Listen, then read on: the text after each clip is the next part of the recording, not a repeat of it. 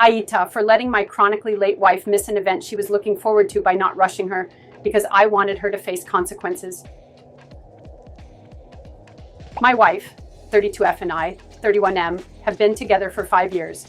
I'm fed up with my wife's chronic lateness to many things. It's really annoying and grates on my nerves. To her, it seems like no big deal because I always manage to rush her by telling her the time of an event 45 minutes earlier. She's never noticed earlier because she's too caught up with herself, constantly taking photos. That's the reason she's always late. She has a decent following on Instagram and is looking to grow as a content creator. I find it really silly how she turns everything we do into a photo session, and at this point, I've stopped agreeing to take her photos altogether. We've had several conversations about this. I've told her that it's mentally exhausting for me to always have to stay on top of making sure we both get ready according to plan. But she never really does anything to address it. This time, I wanted her to experience the consequences of her actions. This month alone, we've been embarrassingly late to events 2 times, and this time was the first she realized I hadn't been honest about the timing because I used to give her an ETA 40 minutes earlier. A week ago, I told her I wouldn't be doing that anymore and that I expected her to act like an adult and be more responsible. It was her birthday this weekend, and I got her tickets to an event featuring several performers, including her favorite artists in the first act. This time, as I'd already told her before, I didn't give her the extra 40-minute buffer.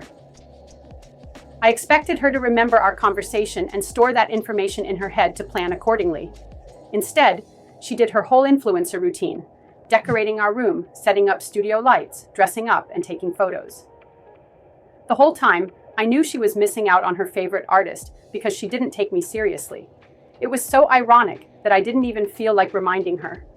I'm done with the mental burden of always rushing and planning. We arrived, and she realized what had happened. She got upset and started crying, asking how I could do this to her on her birthday. She said it seemed like I was liking the rise it got from her, and asked why I couldn't set my ego aside for one day.